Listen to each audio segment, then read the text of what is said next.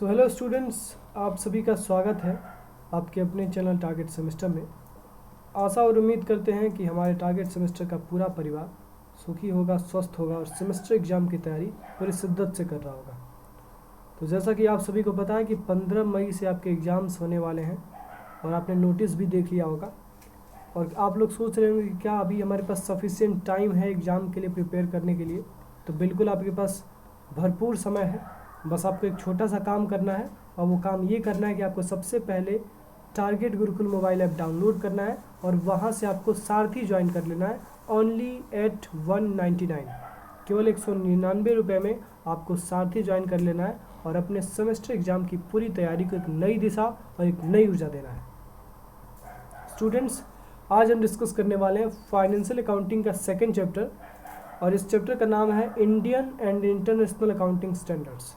इस पूरे लेक्चर में हम समझेंगे कि अकाउंटिंग स्टैंडर्ड किसे कहते हैं और कितने प्रकार के अकाउंटिंग स्टैंडर्ड होते हैं और अकाउंटिंग स्टैंडर्ड की नीड क्या है, क्यों हमको अकाउंटिंग स्टैंडर्ड की आवश्यकता है, क्या इसकी ज़रूरतें, हम सब कुछ इस लेक्चर में समझने वाले हैं।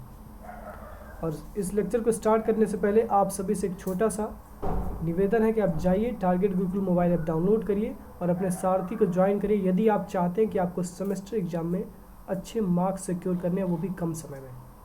और वो काम केवल सारथी आपके लिए कर सकता है। तो जाइए जल्दी से, डिस्क्रिप्शन में लिंक दिया गया है, target Gurukul mobile app download करिए और वहाँ से आप अपनी तैयारी को एक नई दिशा और एक नई ऊर्जा दीजिए। सबसे पहले समझते हैं अकाउंटिंग स्टैंडर्ड किसे कहते हैं। So accounting standards are designed to harmonize diverse accounting policies and practices. It is a selected set of accounting policies or broad guidelines regarding the principles, concepts and conventions issued by the Institute of Chartered Accountants of India.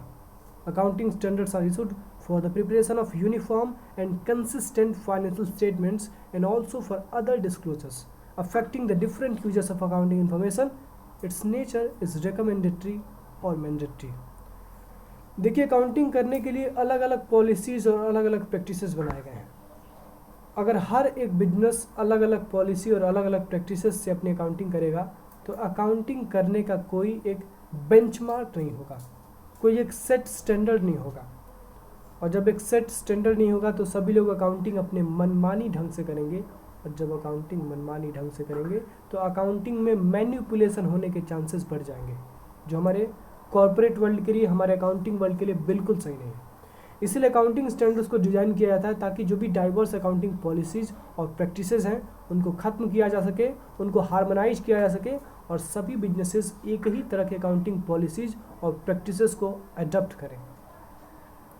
Accounting standard में हम selected accounting policies और broad guidelines, जो भी हमारे principles हैं, concepts हैं, conventions हैं, इनकी मदद से हम कुछ स्टैंडर्ड्स बनाते हैं। क्या करते हैं? अकाउंटिंग पॉलिसीज़ को सेलेक्ट करते हैं, कुछ ब्रॉड गाइडलाइंस, कुछ प्रिंसिपल्स, कंसेप्ट्स और कन्वेंशंस को सेलेक्ट करते हैं और इनकी मदद से हम अकाउंटिंग स्टैंडर्ड्स बनाते हैं। और अकाउंटिंग स्टैंडर्ड्स को इशू करने का काम करता है हमारे देश में the institute of chartered accountants of India, इसको शॉर्ट में कहते हैं ICAI। जो चार्टर्ड अकाउंटेंट्स का इंस्टीट्यूट है हमारे देश में, वही हमारे देश में अकाउंटिंग स्टैंडर्ड्स को इशू करता है। So accounting standards are issued for the preparation of uniform and consistent financial statement and also for the disclosures affecting the different users of accounting information. Accounting standards issue इसलिए किए जाते हैं ताकि जो भी फाइनेंशियल स्टेटमेंट्स को बनाने का नज़रिया है, तरीका है, वो यूनिफॉर्म रहे, कंसिस्टेंट रहे। यानी जितने भी बिजनेसेस हैं वो एक यूनिफॉर्म और कंसिस्टेंट मैनर में अकाउंटिंग करें और अपने फाइनेंशियल स्टेटमेंट्स को बनाएं। आखिरी में ये कहा गया कि अकाउंटिंग स्टैंडर्ड का जो नेचर है वो कभी कभी रिकमेंडेटरी होता है और कभी कभी मैंडेटरी होता है। अब आप सोच रहे होंगे कि रिकमेंडेटरी का मतलब क्या है। रिकमेंडेटरी का मतलब ये है कि कभी कभी अकाउंटिंग स्टैंडर्ड्स बिजनेसेस को रिकमेंड किए जाते हैं। रिकमेंड करने का मतलब ये कि बिजनेसेस को कहा जाता है कि आप ये अकाउंटिंग स्टैंडर्ड फॉलो करिए और उन पर कोई कंपल्सन नहीं डाला जाता है, कोई वहाँ पर अनिवार्य नहीं किया जाता कि आपको ये अकाउंटिंग स्टैंडर्ड पालन करना ही करना है। अब यदि इस प्रकार का कंडीशन है कि आपको अकाउंटिंग स्टैंडर्ड रेकमेंड किए गए कि आप ये अकाउंटिंग स्टैंडर्ड फॉलो करिए, देन यहाँ पे अकाउंटिंग स्टैंडर्ड का नेचर है रिकमेंडेटरी। और कभी कभी ऐसा होता है कि अकाउंटिंग स्टैंडर्ड को कंपलसरी कर दिया जाता है कुछ बिजनेसेस के लिए। तो जब अकाउंटिंग स्टैंडर्ड आपका कंपलसरी हो जाता है तो उसको हम कहते हैं मैंडेटरी। तो आपको याद रखना है कि अकाउंटिंग स्टैंडर्ड का जो नेचर है वो रिकमेंडेटरी भी हो सकता है और मैंडेटरी भी हो सकता है। आगे देखते हैं, accounting standards are written policy documents which are issued by an expert accounting body or government or other regulatory body covering the aspects of recognition, measurement, accounting treatment, presentation and disclosure of accounting transactions in financial statements। तो accounting इसमें ये कहा गया है कि जो accounting standards हैं वो एक रिटन पॉलिसी डॉक्यूमेंट्स हैं जो एक एक्सपर्ट अकाउंटिंग बॉडी या फिर हमारे देश की सरकार या फिर कोई रेगुलेटरी बॉडी इशू करती है, और इसमें अलग अलग एस्पेक्ट्स को कवर किया जाता है, जैसे रिकग्निशन, मेजरमेंट, अकाउंटिंग ट्रीटमेंट कैसे करना है, कैसे डिस्क्लोजर्स करना है अकाउंटिंग ट्रांजैक्शंस का, ये सारे एस्पेक्ट्स को कवर किया जाता है। तो अकाउंटिंग स्टैंडर्ड्स वो रिटन पॉलिसी डॉक्यूमेंट्स हैं जो किसी एक्सपर्ट अकाउंटिंग बॉडी या गवर्नमेंट या फिर रेगुलेटरी बॉडी के द्वारा इशू किए जाते हैं, और इसमें अलग अलग एस्पेक्ट्स को कवर किया जाता है, जैसे रिकग्निशन, मेजरमेंट, अकाउंटिंग ट्रीटमेंट, और कैसे फाइनेंशियल स्टेटमेंट्स को, अकाउंटिंग प्रेजेंटेशंस को डिस्क्लोज करना है, ये भी समझ में आएगा स्टूडेंट्स। तो this is all about meaning of accounting standard. आगे देखते हैं अकाउंटिंग स्टैंडर्ड्स के कैरेक्टरिस्टिक्स क्या क्या है। So there are some characteristics of accounting standard. According to practical accounting nature of accounting standard, the characteristics are as follows. जो characteristics हैं वो नीचे दिए गए हैं। सबसे पहला है accounting standards are recommendatory और mandatory in nature। जो आपके accounting standards होते हैं वो recommendatory भी हो सकते हैं और mandatory भी हो सकते हैं, यानी उनकी जो नेचर है, उनका जो प्रकृति है accounting standard का, वो कभी कभी आपका recommendatory भी हो सकता है और कभी कभी mandatory भी हो सकता है। Accounting standards are made taking into account the laws of the country, business customs, business environments, business laws, economic policies and constitution of the country। सबसे पहले तो जो अकाउंटिंग स्टैंडर्ड होता है उसका नेचर रिकमेंडेटरी या मैंडेटरी हो सकता है। दूसरी चीज़ यहाँ पे ये लिखी गई है कि अकाउंटिंग स्टैंडर्ड जब बनाया जाता है तो हमारे देश का कानून, हमारे देश के बिजनेस कस्टम्स, हमारे देश का बिजनेस इन्वायरमेंट, हमारे देश के बिजनेस लॉज और हमारे देश की इकोनॉमिक पॉलिसीज़, यहाँ तक कि हमारे देश के कॉन्स्टिट्यूशन को देख के और उसके दायरे में ही बनाया जाता है। यानी अकाउंटिंग स्टैंडर्ड जब भी बनाया जाएगा तो हमारे देश के कानून, हमारे देश के business custom, business environment, business laws, economic policies और हमारे देश के संविधान, इन सभी चीज़ों को देख के बनाया जाता है। ठीक है स्टूडेंट्स, इससे क्या समझ में आता है कि अकाउंटिंग स्टैंडर्ड अदर लॉज के ऊपर प्रिवेल नहीं करेंगे, क्योंकि अकाउंटिंग स्टैंडर्ड जब बनाया जाएगा तो ये एक डिराइव्ड स्टैंडर्ड है, क्योंकि ये हमारे देश के लॉज, कस्टम्स और बिजनेस इन्वायरमेंट और हमारे देश के कॉन्स्टिट्यूशन से डिराइव हो रहा है। ठीक है, तो आपको ये समझना है कि अकाउंटिंग स्टैंडर्ड जब भी बनाए जाएंगे तो इन सब चीज़ों का ध्यान रखा जाएगा, इन सब चीज़ों का ध्यान रखते हुए बनाया जाएगा। और ऐसा कोई अकाउंटिंग स्टैंडर्ड नहीं बनाया जाएगा जो हमारे देश के कानून को, हमारे देश के बिजनेस कस्टम को, हमारे देश के बिजनेस इन्वायरमेंट को और हमारे देश के बिजनेस लॉज को, हमारे देश की इकोनॉमिक पॉलिसीज, हमारे देश के कॉन्स्टिट्यूशन, इनमें से किसी भी चीज़ को यदि वो गलत साबित कर रहा होगा, यदि वो गलत बता रहा होगा, तो अकाउंटिंग स्टैंडर्ड हरगिज एक्सेप्ट नहीं किया जाएगा स्टूडेंट्स। अगला कैरेक्टरिस्टिक है, it makes accounting information and financial statements more comparable, flexible and meaningful. Accounting standard की मदद से जो अकाउंटिंग इन्फॉर्मेशन होता है और जो फाइनेंशियल स्टेटमेंट्स होते हैं वो ज़्यादा कंपेरेबल, फ्लेक्सिबल और मीनिंगफुल हो जाते हैं। क्या याद रखना है आपको, अकाउंटिंग स्टैंडर्ड्स की मदद से आपका जो अकाउंटिंग इन्फॉर्मेशन होता है और आपका जो फाइनेंशियल स्टेटमेंट होता है वो ज़्यादा कंपेरेबल हो जाता है, यानी आप अच्छे से कंपेयर कर सकते हैं, वो फ्लेक्सिबल भी हो जाता है और वो मीनिंगफुल भी हो जाता है। अगला है, it serves the accountants as a guide in the accounting treatment.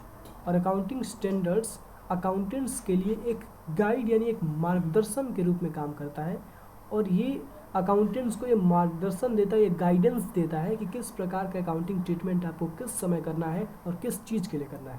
ठीक है, so accounting standard serves as guide for the accountants in the accounting treatment, यानी अकाउंटिंग ट्रीटमेंट में अकाउंटेंट्स के लिए अकाउंटिंग स्टैंडर्ड एक गाइड का काम करता है। अगला कैरेक्टरिस्टिक है, they provide basis on which accounts are prepared. For example accounting standard 2 provides the method of evaluation of inventions, नहीं है इन्वेंट्रीज है। और इसमें ये कहा गया कि जो अकाउंटिंग स्टैंडर्ड होते हैं वो हमारे अकाउंट्स कैसे प्रिपेयर किए जाएंगे, किस बेसिस पे प्रिपेयर किए जाएंगे, उसके लिए एक आधारशिला बनाता है। ठीक है, क्या करता है, अकाउंटिंग स्टैंडर्ड हमारे अकाउंट्स को बनाने के लिए एक आधारशिला बनाता है, एक बेसिस बनाता है। ये आपको याद रखना है। अगला है it determines the accounting policies and practices. Accounting standards की मदद से हम किसी भी बिजनेस के अकाउंटिंग पॉलिसीज और प्रैक्टिसेस को समझ सकते हैं।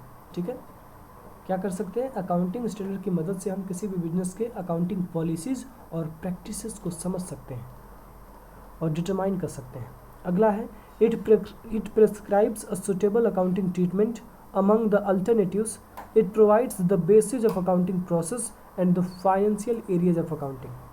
यानी अकाउंटिंग स्टैंडर्ड जो होता है वो एक सूटेबल अकाउंटिंग ट्रीटमेंट आपको प्रोवाइड करता है। देखिए, अकाउंटिंग करने के लिए बहुत सारे तरीके हैं, बहुत सारे नज़रिए हैं, बहुत सारे पॉलिसीज और प्रैक्टिसेस बनाए गए हैं, लेकिन उसमें से जो बेस्ट अल्टरनेटिव होता है, उसमें से जो बेस्ट प्रैक्टिस होता है, वो कहीं ना कहीं हमारे देश का जो अकाउंटिंग स्टैंडर्ड होता है वो हमें बताता है।